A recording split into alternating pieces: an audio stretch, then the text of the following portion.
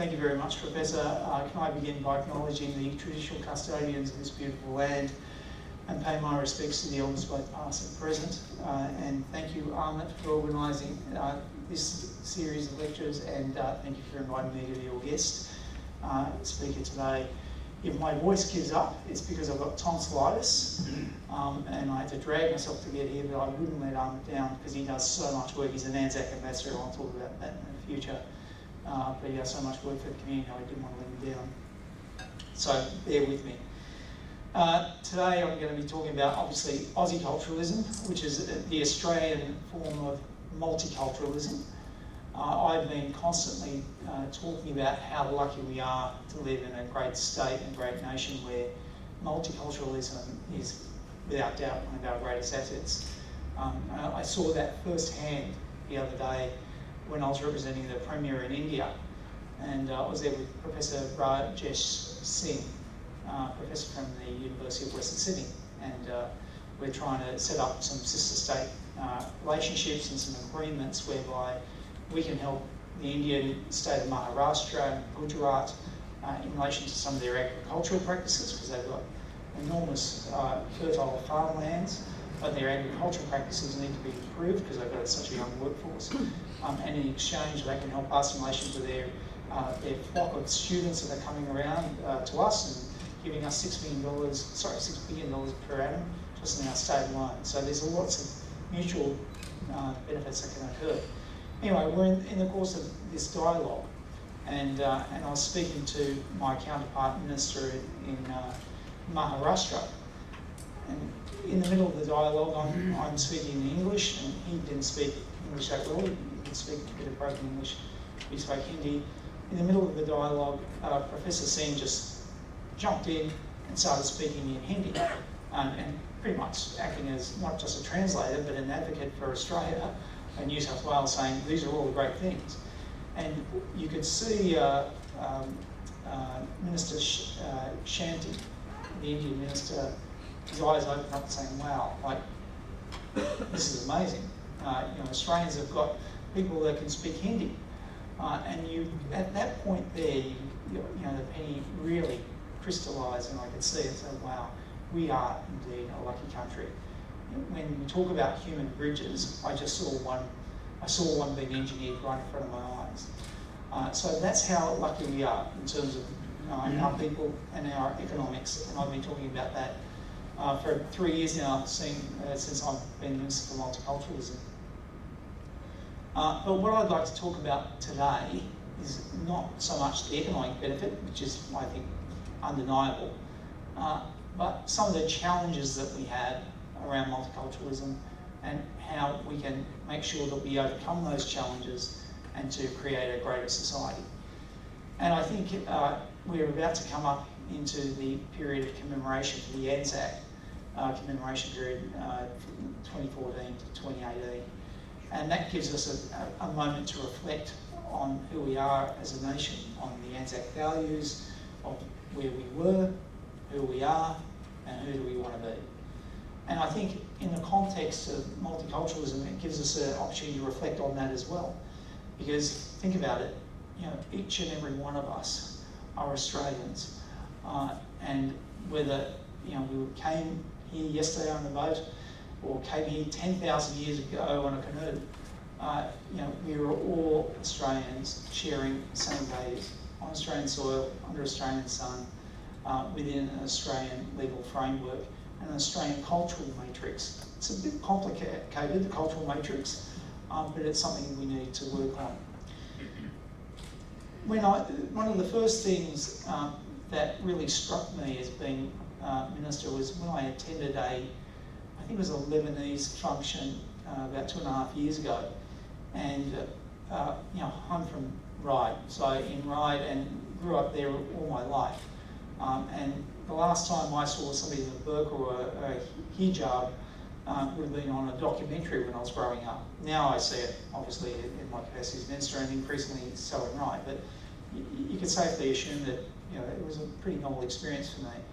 So seeing a group of young ladies get up there in their hijabs and then singing a song, they were from a Muslim school, singing, okay, what song are they going to sing? Because they're going to perform for us. And they started singing the national anthem, Dance Australia Fair. And that, to be honest, it really challenged me. I think, wow, I'm used to seeing people with cork hats and thongs and zinc on their nose sing the national anthem at the beach somewhere with a beach ball. But seeing these young women, proud Australians in a hijab, singing the national anthem made me feel great. I thought, how lucky are we? And I just, at that point, I distilled everything down to one thing. I don't care, what you wear on your head. I don't care what shoes you've got on your feet, or if you have shoes at all. I really don't care what colour your skin is, or as one Aboriginal person said the other day, the colour of your juco. It's what's in the region that counts. It's whether you love this country and her values and her systems that counts. And when I saw that from these young ladies, I realised, this is where we are. This is where we're travelling, and it's a good place. We just need to foster that and encourage that more. And when you think about the things, jumping all over the shop at the moment, because I'm giving you a part of my journey so far as a minister over 3 years, I'm just giving you flashpoints of things that have inspired me. And when you think about things in human history there are people that are notorious, and they are notorious and have been appropriately demonised in human history because they use differences to divide. But the great people in human history bring people together. And that's what multiculturalism requires. People that will bring people together. And you need to look at things that will bring us together. I look at an example of The Black Digger, the film that was played during the Sydney Festival.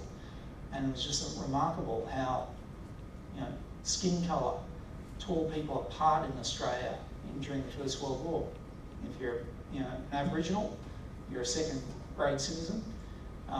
Yet, when it came to defending our country, when the Black Diggers went overseas and fought, and there were 400 of them that fought in the First World War, they didn't see the colour of their skin anymore.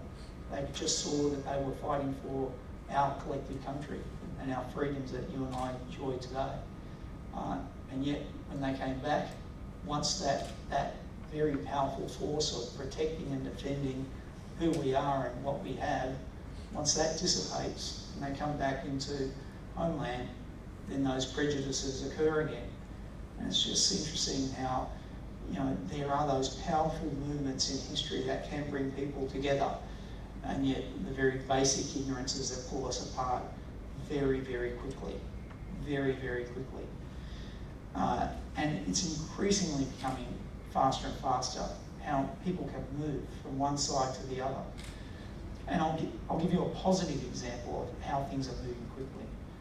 When I was in India 15 years ago, I remember going there and thinking, I love India. People who know me know that I love India.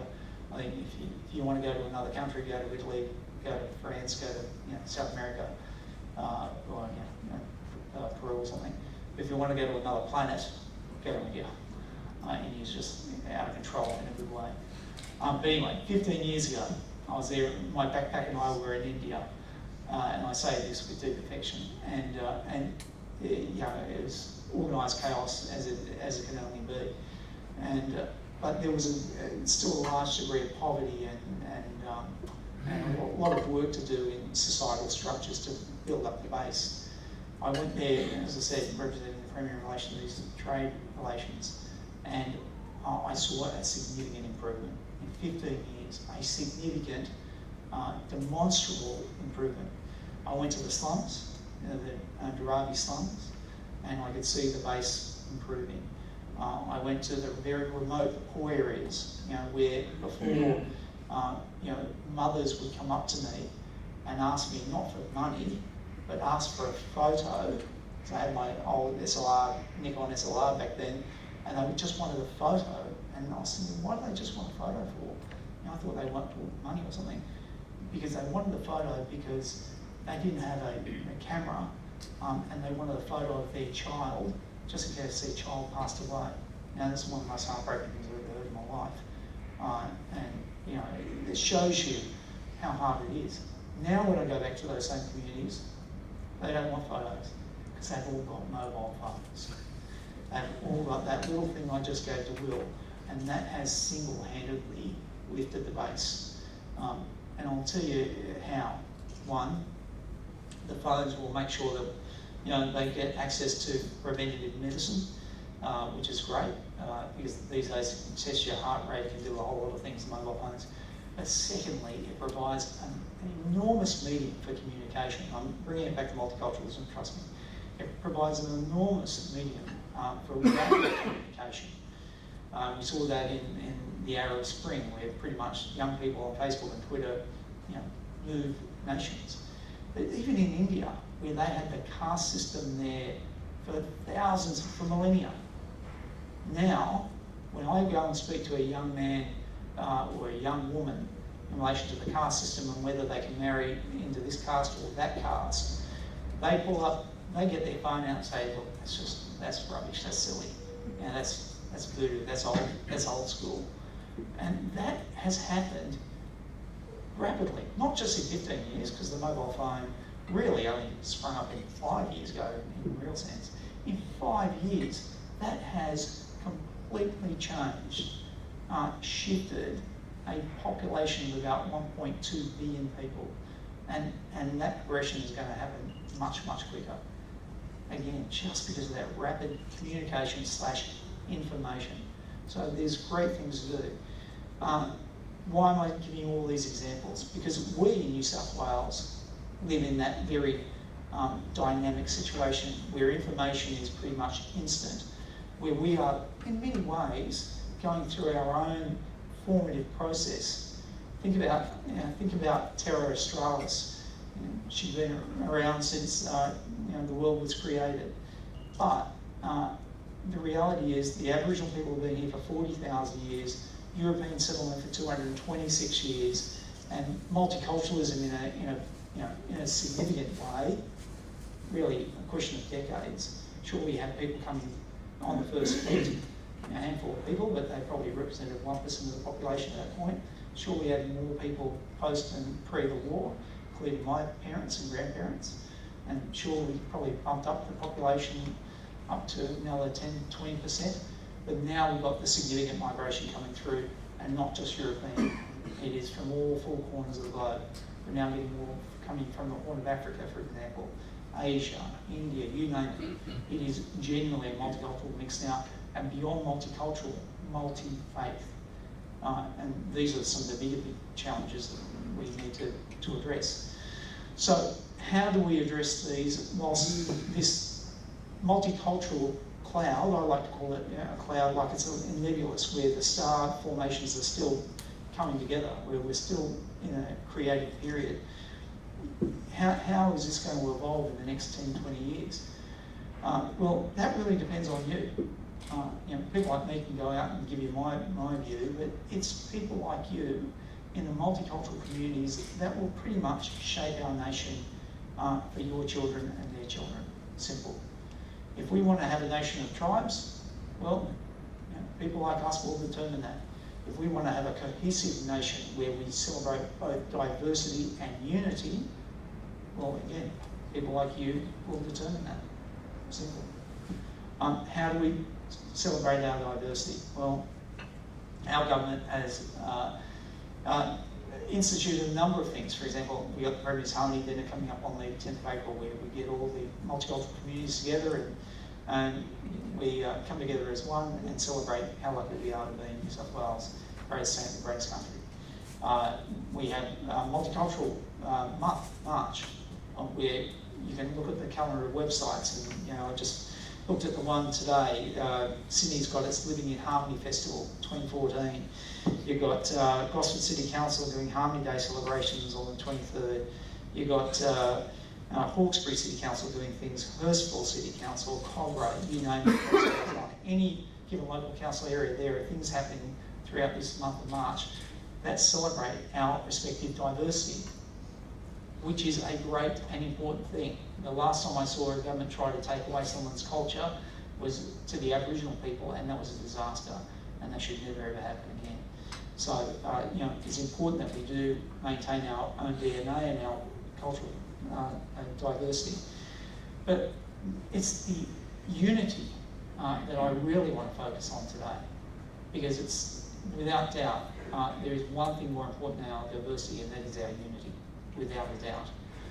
Without our unity, again, we'll break into tribes. Now, how can we celebrate our unity together? I'll give you a couple of examples.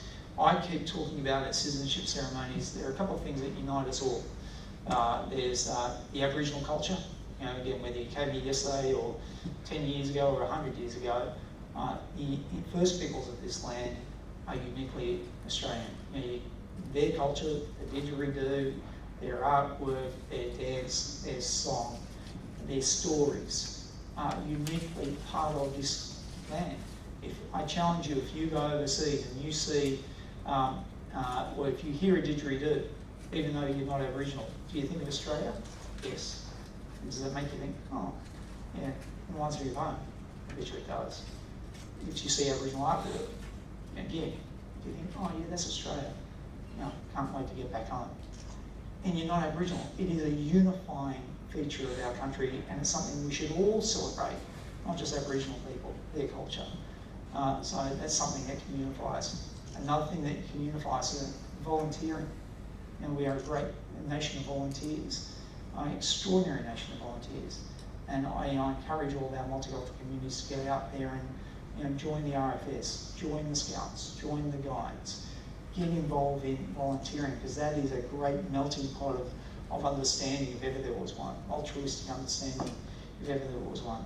But what I want to focus on today is the Anzac, because we are coming up to a definitive chapter in our national history where we will be forced, deliberately so, to focus on and reflect on that important 4-year period.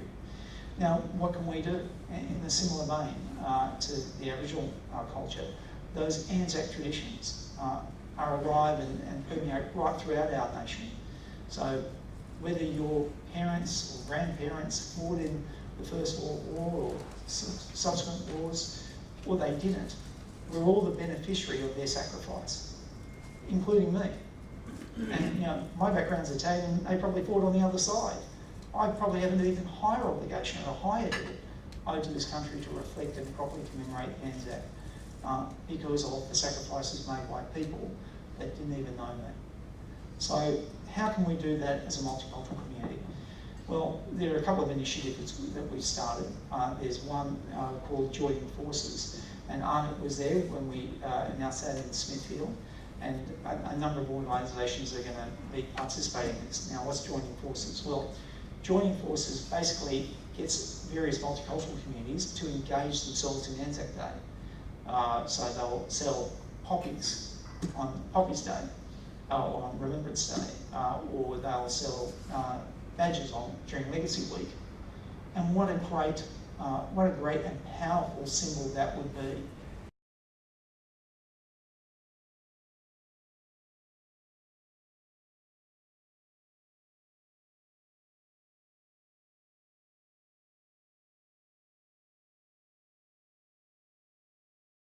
To see multicultural communities out there doing that during those respective weeks, and then those very same communities, teaming up with the local RSL and asking if they can go and lay a wreath out of respect on Anzac Day.